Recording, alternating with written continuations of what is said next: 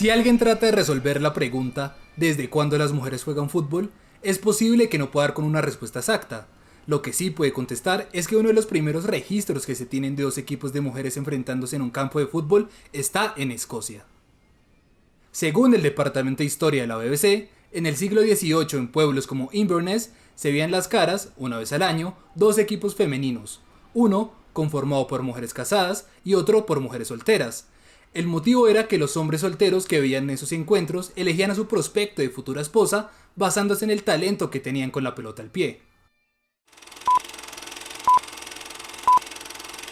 Hay que dar un salto en el tiempo y ubicarnos casi 100 años más tarde, en 1895, para ver el que sería el primer club femenino de toda la historia, llamado British Ladies Football Club. El equipo utilizó un anuncio en el periódico para reunir a mujeres de todo el Reino Unido, de las que resultaron 30 jugadoras, y hacer un partido inaugural en Crouch End, en Londres, que enfrentó al equipo del norte contra el equipo del sur, que cayó 7-1. Durante 2 años, el British Lady alcanzó a jugar hasta 200 partidos sobre todo el territorio británico. Las críticas no dieron espera. El Daily Post dijo: "Nunca sabrán jugar al fútbol como hay que jugar, y, aunque fueran capaces de ello, este deporte siempre será inapropiado para su sexo". En 1897, el equipo se liquidó porque se les había retirado el apoyo económico y por supuestos problemas entre su capitana Nettie Honeyball y Helen Matthews, una de las referentes del club.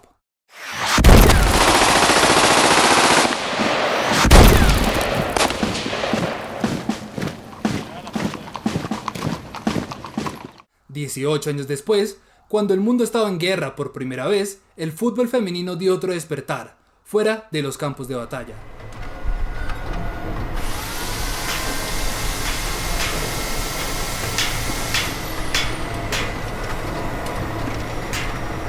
Al estar los hombres en la guerra, las mujeres fueron quienes se encargaban de ir a las fábricas a crear municiones y otros elementos que ayudaran a librar la batalla. Sin embargo, en la compañía ferroviaria Dick Kerr & Company, ubicada en la ciudad inglesa de Preston, las mujeres decidieron, también, poner a rodar el balón y crearon un equipo de fútbol que llevaba el mismo nombre de la compañía para la cual trabajaban.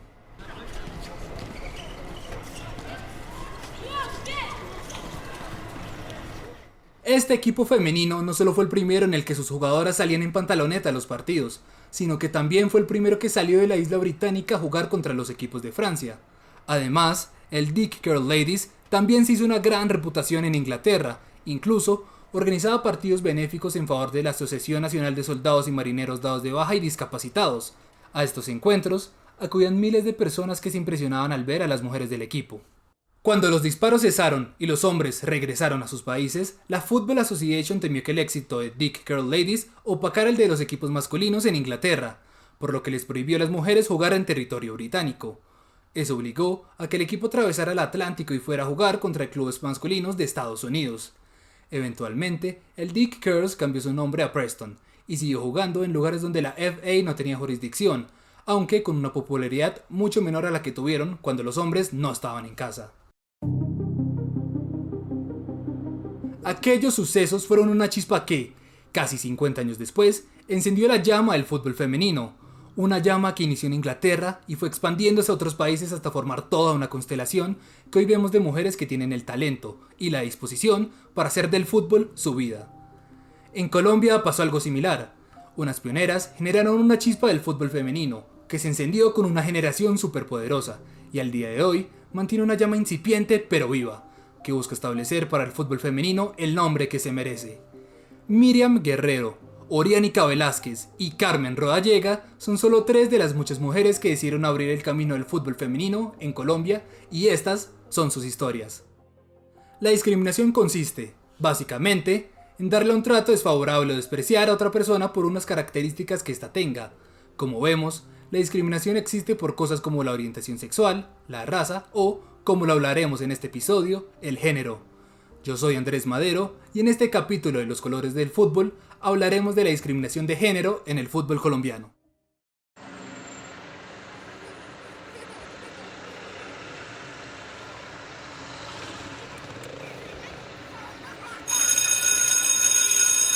La Bogotá de los años 80 era una ciudad que, al igual que hoy, se movía a un ritmo vertiginoso. Los barrios de la capital estaban llenos de niños y también niñas, que salían a jugar banquitas en las estrechas calles compitiendo por el máximo trofeo, un roscón y 1,5 litros de gaseosa. Una de esas niñas, por las que los equipos se peleaban para que jugara con ellos, se llamaba Miriam Guerrero. Ella, una apasionada por el fútbol, tenía deseos de convertirse en odontóloga, y una charla con su profesora del colegio le metió la idea de estudiar educación física como una segunda opción. A partir de ahí, una serie de eventos, que unos llaman azar pero que, sin duda, suena a destino, encaminaron a Miriam a convertirse no en una odontóloga, sino en una deportista incluso mucho más que eso. Tras no pasar a odontología, Miriam estudió educación física en la Universidad Pedagógica y, como era de esperarse, estuvo metida en todos los equipos de todas las disciplinas que había disponibles, menos gimnasia por un tema de flexibilidad que ya fue mejorando con el tiempo. En la selección de microfútbol de la universidad, a Miriam se le presentó una oportunidad única. La hermana de su entrenador, Juan Carlos Gutiérrez, estudiaba en la Universidad de Kiev. Un compañero de ella quedó nombrado como agregado cultural de la Embajada de Colombia en Moscú y le ofreció a Juan Carlos un cupo para que él fuera a hacer una especialización allá y uno más para estudiar un pregrado. Gutiérrez le ofreció a sus jugadoras ese cupo de pregrado, pero como Miriam ya estaba en sus últimos semestres de carrera, rechazó la oportunidad que terminó tomando otra mujer.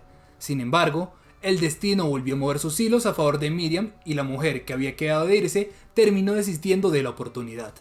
Entonces todos muy felices, que festejando, que tales, pero como a los 2 meses larguitos ella le dijo, no, desisto, no me da, no puedo ir, mi familia no podemos.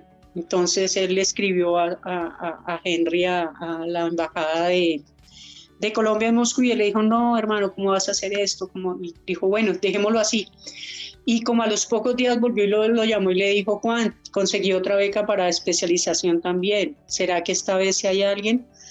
Pues él siguió pensando en sus jugadoras del equipo, él no pensó en ningún compañero de semestre, nada. Y volvió y no lo ofreció. No, él no nos lo ofreció, sino un día saliendo un sábado del entreno me dijo, entonces, ¿qué, Guerrero? ¿Nos vamos para Moscú? Y yo le dije de una, pues porque yo sabía que no. A la vuelta de unos entrenos me dice, bueno, Miriam, ya tenemos que tener el pasaporte y todo lo que necesitemos porque los papeles y la visa y todo está listo en la embajada. Y yo, ¿usted qué está hablando? Pues usted me estaba tomando el pelo. No, era en serio, Miriam, nos vamos. Le dije yo, ¿nos vamos? Bueno, déjeme pensarlo. Y entonces ahí sí le dije, déjeme pensarlo. Así fue como Miriam empezó a trabajar con la mira puesta en Moscú. Juiciosamente fue sacando sus papeles y poniendo todo en regla. Una tarde tenía que ir a la oficina de pasaportes a pagar por su documento. Fue ese día en el que el destino, sino que algo mucho más grande, determinó que quería definitivamente que Miriam Guerrero se fuera a territorio ruso.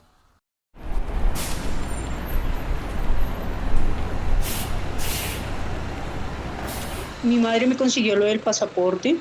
Yo vivía en Kennedy, en la oficina de pasaportes era en la 13, carrera 13 con calle 32. Yo cogí una buseta e iba en la buseta y yo llevaba la plata en el bolsillo del pantalón y un señor me sacó la plata del pasaporte. Me robó. Yo lo único que sentí fue cuando él sacó la mano. Y yo no sé qué cara le puse, yo no sé qué tono le dije, no sé nada. Yo, señor, por favor, devuélvame la plata, que es supremamente urgente para mí esto. Pues el señor me devolvió la plata y se bajó de la buseta. Y yo, claro, en ese momento uno queda pensando, es Dios, nada, uno, aparte de bajarme temblando, lo único que yo quería era llegar corriendo a sacar mi pasaporte para que no me fuera a pasar otra vez. Al final, todo se dio como se había pensado. Miriam Guerrero y su entrenador, Juan Carlos Gutiérrez, pusieron rumbo a la fría Unión Soviética.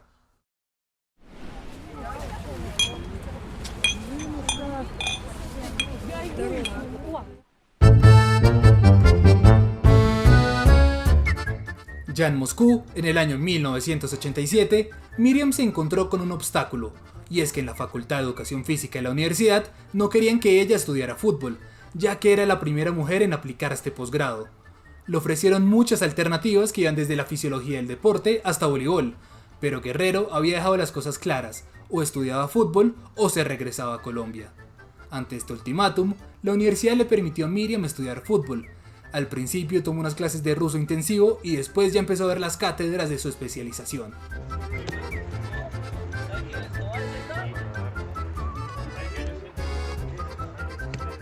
Mientras tanto, ella siguió participando en los equipos de fútbol de la universidad. Se abrió un torneo de internaciones masculino de fútbol 8. Los colombianos querían incluir sí o sí a Miriam en el equipo, y lo hicieron. Pero en su primer partido, contra el equipo de los cubanos, le hicieron sentir a Guerrero que no iba a ser bienvenida en el torneo. Los cubanos son supremamente machistas y no querían que una mujer estuviera ahí. Pusieron todo el pelo en el torneo, pero finalmente me aceptaron. Entonces, más de rabia, pues lo que hicieron fue ponerme a marcar a un muchacho que medía como 2 metros, no sé cuánto, que estudiaba esgrima y él, pues obviamente con los pies era limitado. Me pegó como quiso y me ofendía muchísimo que nosotros no, que la mujer solo servía para tener hijos, que la mujer solo servía para estar atendiendo a los hombres en la cocina, en la casa, y yo, bueno. Y en una de las jugadas me pegó muy duro y mis compañeros colombianos pues ya iban a pelear. Yo les dije, no, no se preocupen, la ignorancia se mata con técnica. Y fui y le hice una jugada que ese señor me pegó una patada tan duro que me sacó del partido, pero les ganamos y ahí ya demostramos la primera vez que creo que le demostré a un hombre en serio que una mujer también tenía condiciones de jugar fútbol. Aparte de aquel torneo, Miriam jugó un campeonato con otra universidad, terminó su especialización y con toda esa experiencia ganada en un país en condiciones hostiles por el clima, el idioma y por una guerra fría que veía su final, en 1989 regresó a Bogotá. Ya de vuelta, Miriam consiguió un trabajo en las inferiores del Club Deportivo Escuela de Fútbol Vida, entrenando nada menos que un equipo masculino. En paralelo, reunió a sus compañeras con las que había jugado en la Universidad Pedagógica y fue construyendo un equipo que representó a la Universidad Nacional. Con ellas, Miriam fue jugando varios partidos de exhibición en Bogotá, básicamente donde las dejaron jugar. Y durante ese tiempo vivió una época muy difícil para ella y para el fútbol femenino de Colombia en general. En cada partido que jugaban, tenían que soportar los insultos, no solo de los hombres, sino de las mismas mujeres que ofendían a las futbolistas. Entonces Miriam, además de jugadora y entrenadora, tuvo que ponerse en el rol de psicóloga y apoyar a sus compañeras. Ya yo les decía, y nunca se me va a olvidar, yo recordé tanto eso en el 2017 porque yo les decía, vamos niñas, no abandonemos, algún día va a haber una selección Bogotá, algún día aquí en Colombia va a haber una selección Colombia, algún día que tal vez nosotras ni lo veamos, pero va a haber una liga profesional. Y yo me acordaba mucho en el 2017 en la primera liga profesional acá en Colombia y lograba convencerlas para que siguiéramos. Ramiro Alfaro, el dueño del Club Fútbol Vida donde trabajaba Miriam, tuvo la idea de inscribirla en un torneo importante de Bogotá. El campeonato era masculino, pero, igual que en Rusia, se tomó el riesgo de inscribir a Guerrero y gracias a que la carnetización no se había completado para el primer partido, Miriam consiguió convencer a los jueces para que jugara.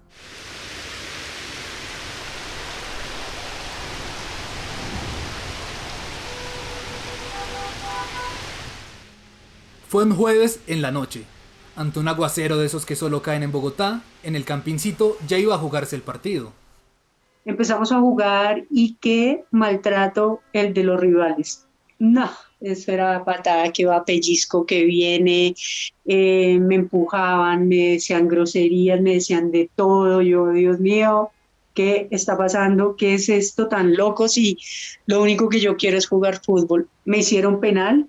El profe me dijo, cóbralo. Le dije, no, ya con que me lo hayan hecho a mí, ya eso, ese que me hizo el penal y ese equipo nunca lo van a olvidar. Con ese penal mi compañero anotó y ganamos el partido. Como era de esperarse, al otro día el profe Ramiro tenía una carta en su escritorio diciéndole que si no sacaba a la jugadora de la nómina que le expulsaban al equipo. Él me dijo, Miriam, ¿qué hacemos? Le dije, no, pues nada, sácame porque ya sentamos el precedente, ya esto es algo que no tiene reversa y pues esperemos los resultados. En el año 91, mientras que al otro lado del mundo la Unión Soviética se disolvía, en Colombia se disolvía también una barrera para el fútbol femenino. La DiFútbol iba a organizar el primer campeonato nacional femenino. El formato del torneo era un cuadrangular que reunía varias regiones del país. Por eso, Bogotá debía formar su primera selección femenina. Para conformar a ese equipo, se jugó un torneo con los equipos de la ciudad. Miriam, que había dejado de dirigir a la Universidad Nacional, tenía que enfrentarse a sus excompañeras con la Escuela de Fútbol Vida. Al final, la Nacional quedó campeona, pero sus jugadoras fueron a celebrar con Miriam. La primera selección Bogotá quedó conformada entonces por una base de jugadoras de la Universidad Nacional, pero eran dirigidas por el mismo Ramiro Alfaro que, sin pensarlo dos veces, también llamó a Miriam para reforzar el equipo. La selección Bogotá llegó a Envigado, Antioquia, para el primer campeonato nacional femenino. Esa primera edición fue ganada por la selección del Valle. El torneo siguió jugándose anualmente y en el año 94 la selección Bogotá, con Miriam a la cabeza, ganó por primera vez en Barranquilla. Ya la chispa del fútbol femenino en Colombia se había generado. En 1997, el país fue invitado a participar en el Campeonato Sudamericano Femenino de 1998, a jugarse en Mar del Plata. La DiFútbol determinó que quien ganara el campeonato nacional iba a ser la base de la primera selección Colombia femenina. Fue algo supremamente disputado, lo jugamos en Medellín, gloria a Dios, Bogotá quedó campeón. Por supuesto, todo el cuerpo técnico de Bogotá fue el cuerpo técnico de la selección Colombia y 9 de las jugadoras de la Liga de Fútbol de Bogotá fuimos base de Selección Colombia. Ellos pues obviamente completaron la nómina con niñas de Valle, de Antioquia, de Santander, de Norte, Atlántico, Bolívar, bueno, diferentes regiones. Así se formó, entonces, la primera selección Colombia. Su técnico era Juan Carlos Gutiérrez y eligió como capitana a Miriam Guerrero que, en palabras de ella misma, ha sido la mejor defensa central que había tenido la selección Colombia femenina en su historia. Era una zaguera rápida, técnica, que nunca vio una tarjeta roja en su carrera, de pronto una que otra amarilla, pero era atrevida cuando se trataba de manejar el balón. Una futbolista que era supremamente técnica con derecha, con izquierda y que también iba bien por arriba. En aquel Sudamericano de Mar del Plata, la selección quedó tercera en un grupo zonal en el que jugó contra Venezuela, Perú, Chile y Brasil, haciendo 6 de 12 puntos posibles. Miriam siguió jugando fútbol 2 años más, hasta que en el 2000 decidió colgar los guayos y empezar una nueva etapa como directora técnica.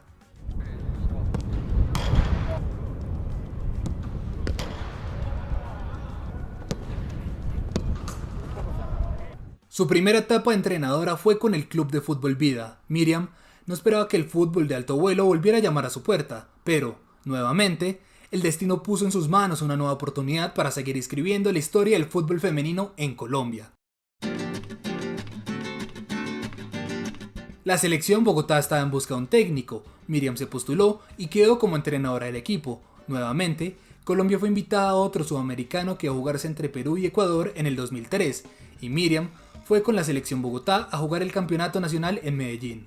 Antioquia ya se daba campeón y fue un preliminar de la final de la Liga de Fútbol Masculino, me acuerdo tanto, entre Medellín y Tolima. Por supuesto, ese estadio estaba que no le cabía un alma y, oh sorpresa, Bogotá le gana a Antioquia 2-1. Quedamos como cabeza de cuerpo técnico y como cabeza de base de jugadoras con Bogotá. Y fue, digamos que ese segundo triunfo tan importante porque lo mismo, o sea, como que la historia se repetía, pero ya en diferente rol y fue algo supremamente extraordinario. Tal cual como lo dije como jugadora, lo viví como entrenadora. Ser entrenadora de club, ser entrenadora de liga y ser entrenadora nacional creo que marca supremamente, digamos, las metas, los deseos, los anhelos, los propósitos de un entrenador, de un profesional, y eso pues Dios me lo regaló a través de estas niñas que hicieron un torneo extraordinario. Así fue como Miriam Guerrero se convirtió en la primera, y hasta el momento única mujer, en dirigir una selección Colombia. Su estilo de juego se caracterizaba por ser dinámico en ataque y sólido en defensa. A ella le gustaba que la salida con el balón fuera limpia y que se usara las bandas para crear circuitos. Además, como era de esperarse de una defensora central, procuraba que sus equipos fueran lo más rígidos en defensa. En aquel sudamericano, en el cuadrangular final, derrotaron a Perú, cayeron contra Argentina, y Brasil les propinó una goleada 12-0. Miriam Guerrero dirigió la selección femenina por 2 años más y a la selección Bogotá por 3. Posteriormente, ella intentó crear un equipo femenino, aunque por falta de financiación no pudo llevar a cabo este proyecto. Hoy en día, atraviesa un proceso de medicina laboral para buscar su pensión. Primera capitana de la selección Colombia femenina, primera directora técnica de la selección Bogotá y de la selección Colombia. Esa es la historia de Miriam Guerrero, Una mujer que rompió barreras, atravesó fronteras y dio el verdadero primer paso para construir lo que hoy en día es el fútbol femenino en el país. En su honor, el Estadio Palmaseca para la final de la Liga Femenina del 2021 cambió su nombre al de esta leyenda y pasó a llamarse Miriam Guerrero, quien es, sin duda alguna, la pionera del fútbol femenino en Colombia. Tenemos que tener convicción de que el fútbol femenino es un producto que da, es un producto que renta, es un producto que nunca va a dejar de dar buenos resultados. Segundo, pienso que lo que nos falta es que haya en la parte no solo dirigencial, sino de patrocinio y en todos los actores de este ecosistema del fútbol, gente atrevida, así como nosotros hace 30 años nos atrevimos a romper esquemas y a romper paradigmas, gente atrevida a apoyar, a respaldar, a patrocinar el fútbol femenino. De una de las generaciones que Miriam alcanzó a dirigir en la Selección Colombia, apareció una jugadora excepcional que, eventualmente, se convirtió en una de las referentes de la generación dorada del combinado nacional. Esta es la historia de Orianica Velázquez. Yo empecé como a los 8 años a formarme en un equipo de hombres, a la edad de 12 años, por temas de desarrollo mujer, hombre, encontré un equipo que en ese momento eran escasos de fútbol femenino que se llamaba Coinder, pero Real Academia, hoy se llama así, y empecé a trabajar con ellos. Y me vieron y empecé en selección en Colombia a los 13, en selección Bogotá, 13, 14 años, salimos campeonas del torneo nacional y empieza mi experiencia a nivel de selecciones Colombia. Entre lo más destacado que tengo, bueno, he hecho parte más de 10, 15 años de la selección. Estuve en 2 mundiales, en 2 olímpicos. Como logro más alto que hemos tenido ha sido la medalla de oro en Panamericanos, pero también pues fuimos subcampeonas en el 2015, subcampeonas en Centroamericanos también en el 2014. Orianica nació en el municipio de Villanueva, Guajira, en 1989. Desde los 2 años, tuvo que mudarse con sus padres y sus 2 hermanas mayores a Bogotá. Creció viendo y admirando a una generación especial de la Selección Colombia masculina, que se distinguía por la rubia y frondosa cabellera de Valderrama, que llenó de pases a una gacela llamada Faustino Asprilla. Orianica alimentó con ello su pasión por el fútbol, y fue lo que la llevó a ser parte de la Selección Colombia femenina desde los 15 años. Paralelamente, ella emprendió vuelo rumbo a Estados Unidos para hacer sus estudios en Administración de la Salud en la Universidad de Indiana, y jugar con ellos desde el 2009 al 2013. Pese a que no fuera como tal una experiencia profesional en el fútbol, ella les agradece a los estadounidenses el haberla recibido para que pudiera hacer una vida y una carrera. Entonces, a mí Estados Unidos, pues, las cosas que les agradezco es que me abrieron las puertas para estudiar. Para mí, como te digo, fue fácil para la generación de nosotras porque no había más para dónde ir y esta era la oportunidad de estudiar, de seguir en ritmo de juego, de tener una vida estable y seguíamos estando en Colombia. Hoy, infortunadamente, los entrenadores de nosotros, varios, no diré que todos, creen que el que se vaya no funciona tanto como el que se queda local y no impulsan a la gente a que salga y que conozca y que se eduque. Y hay otros que no los impulsan a estudiar porque eso para qué. En 2013, Orianica puso rumbo a España, donde tuvo su primera experiencia profesional con el club Transportes Alcaine de Zaragoza. Allí vivió una turbulenta temporada en la que su equipo terminó en la 12ª posición a 9 puntos del descenso. Orianica regresó a Colombia y se dedicó a jugar microfútbol durante prácticamente 1 año y medio. En ese tiempo, fue llamada a jugar con la selección en el Mundial de Canadá 2015, en la que ha sido la presentación más digna del país en los mundiales femeninos, alcanzando los octavos de final en los que el equipo cayó 2-0 ante las estadounidenses, que saldrían campeonas de ese torneo. En el encuentro, cubriendo la banda izquierda como lateral, estaba Orianica.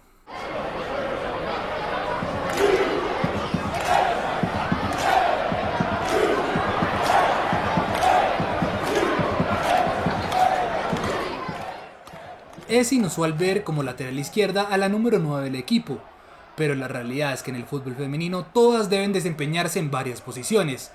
Orianica fue el claro ejemplo de ello. Aunque su zurda es una bendecida con la fuerza y calidad suficiente para anotar golazos maravillosos, a Velázquez le tocaba poner la disposición de los tacles y el juego duro para bloquear los avances de las delanteras rivales. Una de ellas fue la talentosa Megan Rapinoe. Orianica pudo, cuanto menos, contener a la número 15 de los Estados Unidos al punto que consiguió que le sacaran una tarjeta amarilla que a la postre dejó a Rapinoe fuera de los cuartos de final. Aunque Colombia terminó perdiendo 2-0, la presentación de Orianica, así como la del equipo en general, fue una bastante digna y nos deja pensando en qué hubiera pasado si quizás, solo quizás, Orianica hubiera estado en la punta de la lanza para al menos calentarle las manos a Hope Solo.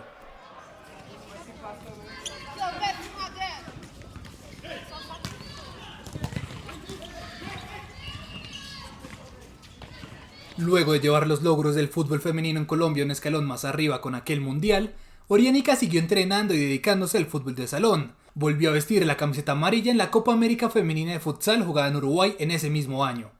En la final, contra la selección anfitriona, Orianica envió un bombazo con su zurda prodigiosa que sumó el 4-2 final con el que Colombia fue campeona de aquel torneo.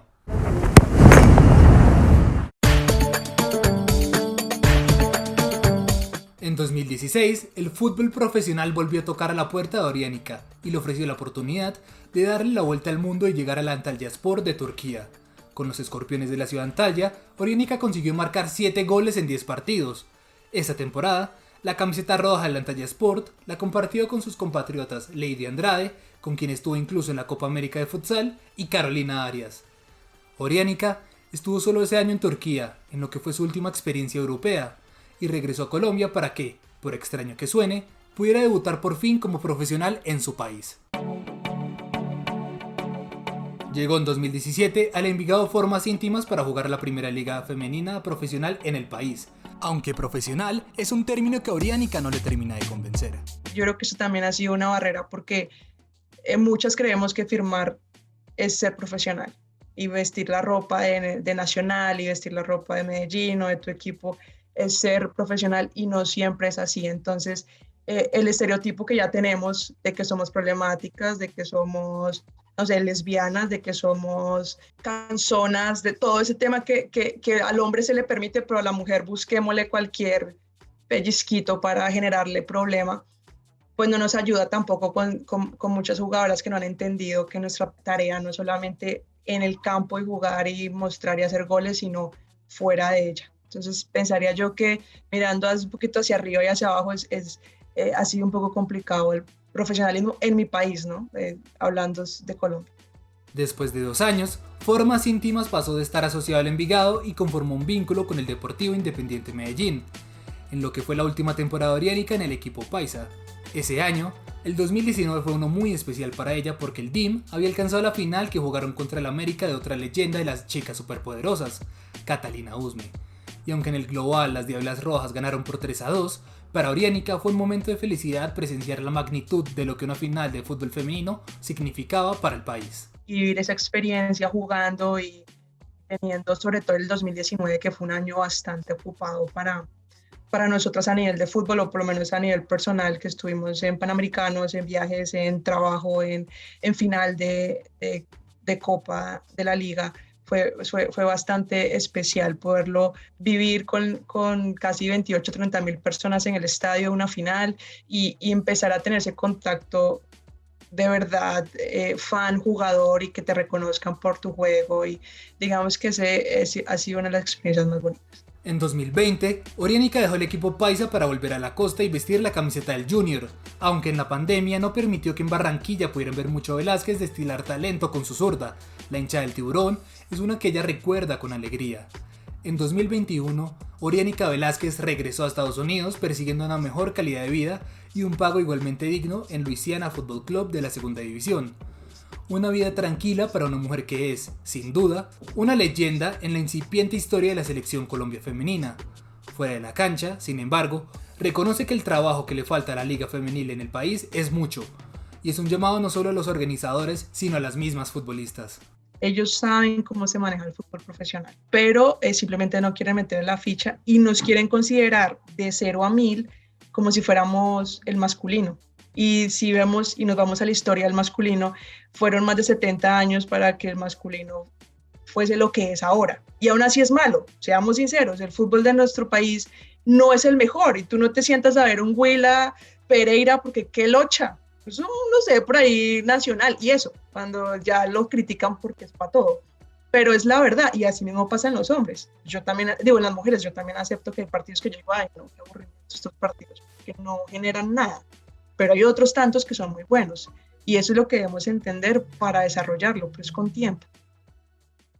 Aunque no alcanzó a ser de las dirigidas por Miriam Guerrero, hay que hablar de otra futbolista, muy importante, que también hizo parte de la generación de las chicas superpoderosas. Una mujer que ganó un título de Libertadores y de la Liga Colombiana, algo que no cualquier futbolista, hombre o mujer, tiene para mostrar. Esta es la historia de Carmen Rodallega.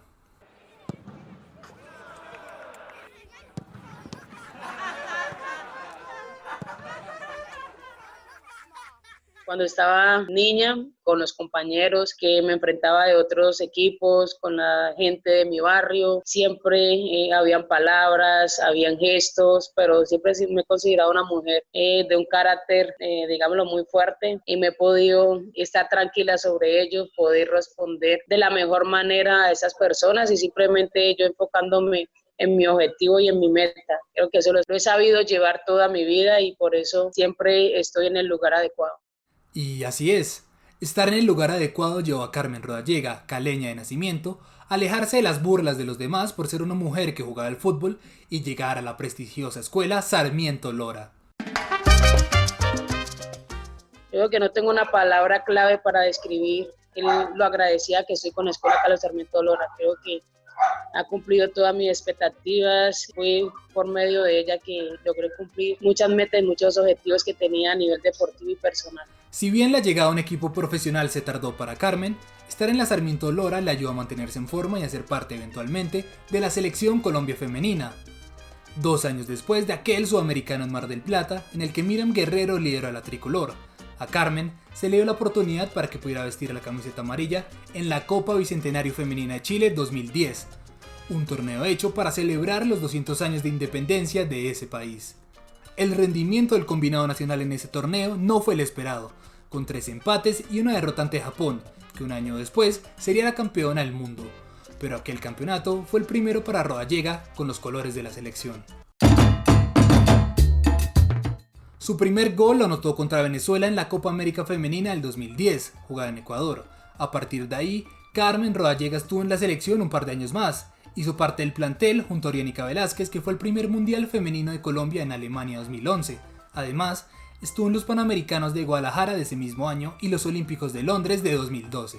En la selección Colombia se han conseguido logros muy importantes de categoría sub-17 hasta mayores y eso es lo que nos ha ayudado a seguir como que estrechando esa brecha de tanto el fútbol masculino como el femenino y esperamos seguirlo haciendo. Acá en Colombia hay demasiado talento, no se puede perder.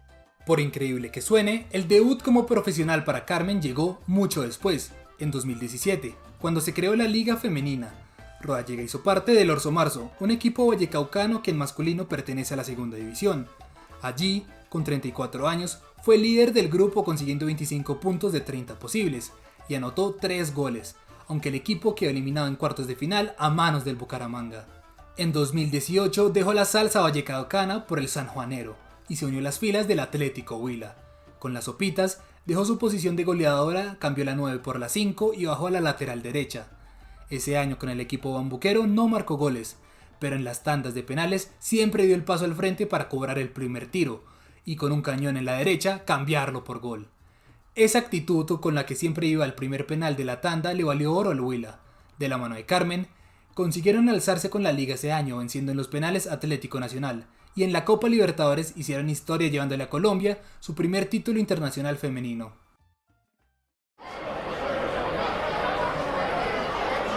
El día era 2 de diciembre de 2018. El ambiente era tenso para las Sopitas en el Arena de Amazonía de Manaos. Eran las visitantes, las extranjeras que se enfrentaban al Santos, al equipo eterno de Pelé, mientras ellas representaban un escudo que hasta ese día no sabía lo que era estar cerca de la gloria continental. El partido terminó 1-1 y los tiros desde el punto penal iban a definir a las campeonas. Carmen se acercaba poco a poco al punto para abrir el camino que llevaría al triunfo.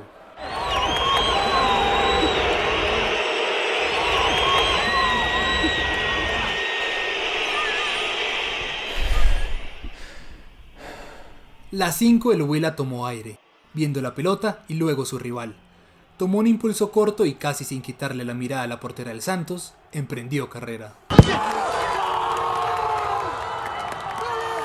Con ese 1-0 en los penales, Carmen Rodallega señaló al cielo e indicó el camino que siguió para que el Atlético Huila hiciera historia en el fútbol femenino colombiano. No fue tanto por lo que ganamos ese título, sino por lo que representaba, porque también le ganamos a Santos, que era pues ilusionado a ganar, también había sido campeón de la Copa Libertadores durante mucho tiempo.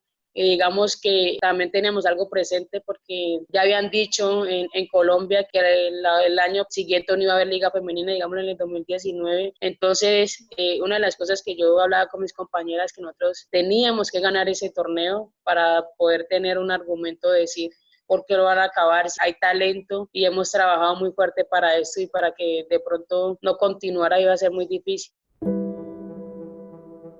Sin embargo, la sensación de triunfo duró poco. Luego de haber ganado la copa, un premio de $55.000 fue a parar a las arcas del Huila, solo que no a las del femenino. Resulta que las ramas masculinas y femenil del club están encabezadas por dos presidentes distintos. La Conmebol, sin embargo, las reconoce como una sola institución. Es por eso que le envió el dinero del premio al Atlético Huila masculino. El problema está que esos $55.000 a las jugadoras solo les iban a pagar $1.000 a cada una, y lo demás se lo quedaría el equipo masculino.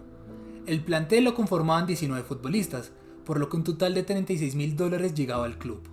Yoreli Rincón fue la que denunció este problema y a la final se llegó a un acuerdo en el que cada jugadora se le daba $2.000, por lo que el Huila terminó percibiendo apenas $17.000 y la mayoría del premio llega a las jugadoras que lo ganaron, entre ellas Carmen Rodallega. Esperamos también que este año y los años que vienen para jugar la Liga Femenina muestren los goles por mínimo en canales de televisión nacional para que la gente siga conociendo de nosotras, siga enamorándose del fútbol femenino, que sé que con el gran talento también brindamos buen espectáculo, así como el de los hombres. Así siguió la carrera de Carmen Rodallega, haciendo en el campo lo posible para dignificar la Liga Femenina en Colombia. Hoy en día está retirada luego de un paso de 2 años por el Deportivo Cali. Cuando ya me retire de jugar en las canchas, quiero seguirle aportando al fútbol, no solamente para Colombia, sino que también quiero hacer algo distinto y especial. Es tratar de ir a todos los, o a la mayor parte de los rincones de Colombia, que sé que hay demasiado talento, pero digamos que se desconoce o se pierden por el simple hecho que a veces están en veredas o en pueblos que de pronto el fútbol femenino no es tan visible. Una de las máximas del fútbol es que el juego parte siempre desde atrás, y no sorpresa que una defensora central y 2 delanteras convertidas en laterales sean las que iniciaron esa jugada tan importante que es establecer el fútbol femenino en Colombia. Una jugada que ha costado mucho tiempo. ¿Cómo es posible que tengan que pasar 20 años desde que se creó la primera selección Colombia femenina para que se haga la primera liga profesional? ¿Cuántas mujeres tuvieron que irse del país, como lo hizo Oriánica, para buscar una oportunidad de jugar al fútbol profesionalmente? Y ¿cuántas más esperaron, como Carmen, tantos años para que por fin pudieran jugar como profesionales en Colombia? Es cierto que gracias a Miriam Guerrero y muchas mujeres más, el fútbol femenino en el país superó muchos obstáculos y barreras que había hace 30 años. Pero el camino que queda por recorrer aún es mucho, y queda en manos de una nueva generación seguir armando esta jugada que termine en un gran gol y en la victoria del fútbol femenino en Colombia. Las pioneras cafeteras. Este fue el primer capítulo de 2 de Los colores del fútbol, sobre la igualdad de género. Yo soy Andrés Madero y el guión fue escrito por Andrés Moreno. Los invitamos a escuchar los demás episodios de esta serie que busca hablar de la discriminación en el fútbol colombiano. Hasta la próxima.